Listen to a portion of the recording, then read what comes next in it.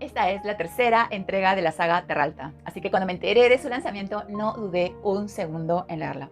Se llama El Castillo de Barba Azul. Su autor es Javier Cercas, ganador del Premio Planeta 2019 con la primera entrega que se llama Terralta. Esta tercera entrega consta de 400 páginas y fue lanzada el 2 de marzo de 2022. ¿De qué va? Melchor Marín, nuestro protagonista, ya no es policía, ahora es bibliotecario. Cosette, su hija, ya es una adolescente de 17 años, por tanto ya ha pasado algún tiempo desde lo que sucedió en Independencia, la segunda entrega. Ella decide irse de vacaciones donde a todos los jóvenes de su edad y que viven en Barcelona les gusta viajar, ¿verdad? Este lugar es Mallorca. Viaja con su amiga Elisa, pero cuando se supone que debían regresar las dos, solo regresa Elisa, sin Cosette. Cosette se queda. Melchor, su padre, está muy preocupado y la llama.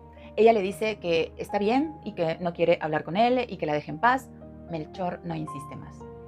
Sin embargo, pasan los días y Melchor no sabe nada de su hija. El celular está desconectado y finalmente llega a la conclusión de que la joven ha desaparecido. Melchor recurre a sus amigos policías para tratar de mover y acelerar las investigaciones en Mallorca, pero se da cuenta que la cosa no avanza y no iba a ser tan fácil. Entonces decide viajar a Mallorca e investigar por su cuenta, porque un policía nunca deja de ser un policía y ese instinto se activa. Y en el caso de una desaparición, las primeras horas son vitales para poder resolver el caso. Este va a ser un punto de no retorno. Al estar en esa localidad, Melchor se da cuenta que ese lugar es muy especial. Ahí vive gente muy poderosa y muy siniestra también. Nada ni nadie es lo que parece y nuestro protagonista estará rodeado de una barrera enorme de corrupción, de violencia, de abuso de poder, de crueldad y de mucha cobardía. Pero también descubre que hay gente decente que quiere hacer las cosas bien y que en un momento se vieron arrasadas por esa fuerza siniestra que es la corrupción de un poderoso o de quienes se creen invulnerables y creen estar sobre todo y sobre todos, es decir, sobre la justicia y sobre las personas. Y estas personas que fueron víctimas en el pasado de ese enorme poder corrupto, lo ayudarán. Y no puedo contar más. A mí me encanta el noir y esta novela es buenísima, me ha gustado muchísimo. Hay un tema que es transversal en toda la trilogía y que es la violencia que se ejerce contra las mujeres. Ese es el hilo conductor y tema fundamental en las tres novelas. En esta última entrega tiene una mayor relevancia, un mayor peso si se quiere, porque se trata de una menor que es hija del protagonista, quien ya ha perdido a su madre y a su esposa en circunstancias brutales. Me parece bien que se visibilice ese tema y que se cuente no como propaganda, sino como un tema de sensibilización. Un escritor vive en el mundo y es sensible ante lo que ocurre en él. Y si es a través de una gran historia, mucho mejor. A diferencia de las anteriores entregas, esta tiene un final muy optimista, de superación y de supervivencia, con una trama muy emocionante donde podemos apreciar no solo los vicios humanos, sino también sus virtudes. El ritmo de la narración es perfecto, es muy emocionante y al final es trepidante esta narración. Es de una escritura sencilla, pero que tiene la capacidad enorme de meter el dedo en la llaga en los temas más conflictivos que aquejan a nuestra sociedad hoy en día, los cuales son el enfrentamiento con los poderosos y los corruptos, la impunidad que logran comprar, el silencio que los rodea y la revictimización de la víctima si decide acusarlos.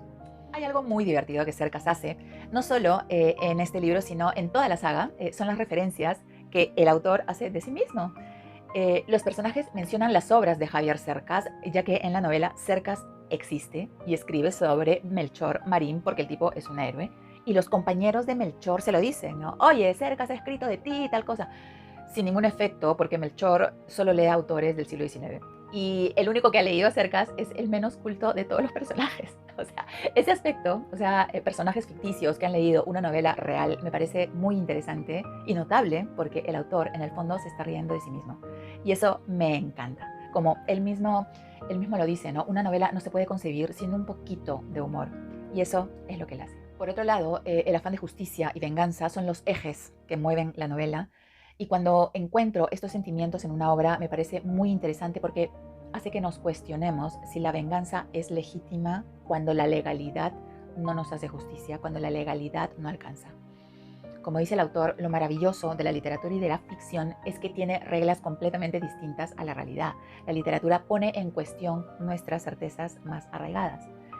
Podemos empatizar con personajes que en la vida real nos parecerían abominables. Por tanto, la literatura nos obliga a cuestionarnos y termina poniéndonos en un conflicto moral. Y es ahí cuando la literatura nos es útil. Con relación a los personajes, todos están muy bien construidos.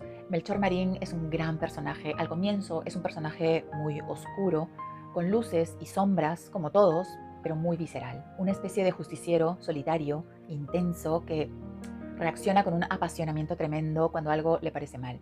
Pero en esta entrega ya lo vemos en una evolución muy interesante donde demuestra sobre todo valentía, serenidad, carácter. Creo que es un personaje extraordinario porque logra atraer a esas personas buenas que necesita para hacer justicia. Al final se activa algo en todos ellos y juntos logran hacer cosas extraordinarias. Carrasco es un nuevo personaje, un antiguo guardia civil, un héroe en el pasado y que tuvo el valor de enfrentarse al poder. Pero ahora será esa clave para acabar con esa fuerza poderosa que lo corrompe todo y que lo perjudicó en el pasado. Y por supuesto tenemos al malo de la novela, ¿no es cierto? Un multimillonario de nombre Rafael Matson, que hacía obras de bien por todo el mundo, pero que al interior de su mansión era un depredador sexual. Hay una frase que dice Melchor que retrata de cuerpo entero a esta clase de monstruos. Los peores malos son los que parecen buenos. Es curioso porque a pesar de que Matson no sale como un protagonista principal en la trama, podemos darnos cuenta de la magnitud de ese personaje por todos los aspectos que lo rodean, que hacen que lo imaginemos como un personaje siniestro que se erige gigantesco, poniendo un manto de corrupción que envuelve a toda la isla. Esta novela nos aporta temas muy importantes. El primero es lo que ya dije al comienzo, la violencia contra la mujer, nos hace que reflexionemos al respecto. El segundo es el conflicto inevitable entre padres e hijos. Después de tener una gran relación con su hija, esta se rompe por la mentira. Melchor le oculta la verdad a su hija para protegerla, pero Cosette, al enterarse, se decepciona de su padre al extremo de no querer saber más de él. Como dice el autor, la relación entre padres e hijos es una tragedia en el sentido de que ambos tienen la razón y justamente ese conflicto es el desencadenante de la novela. En tercer lugar, siempre me ha gustado la lealtad y la amistad que existe entre los miembros de la policía y que el autor plasma con mucha emoción en estas páginas. Y creo que el final hace honor a esas personas anónimas que dan mucho sin esperar nada a cambio. Y en cuarto lugar, si bien es cierto, es una obra de ficción, hay una enorme base de realidad en los hechos. Por desgracia, deben existir muchos Matsons en el mundo. Recordemos a los más recientes, ¿verdad? Jeffrey Epstein, multimillonario depredador sexual que terminó suicidándose en la cárcel, ¿no? A Harvey Weinstein, productor de cine, delincuente sexual, convicto y confeso, y siguen firmas. Es importante que a través de la literatura tomemos conciencia sobre estas historias porque nos hace pensar en el valor que hay que tener para ponerse al frente y denunciar a un hombre poderoso que te puede destruir en un segundo para siempre. En conclusión, yo recomiendo su lectura. No necesitas haber leído las novelas anteriores para entender, pero es lo más recomendable. Así que nada, léanla, disfrútenla y hasta una nueva reseña.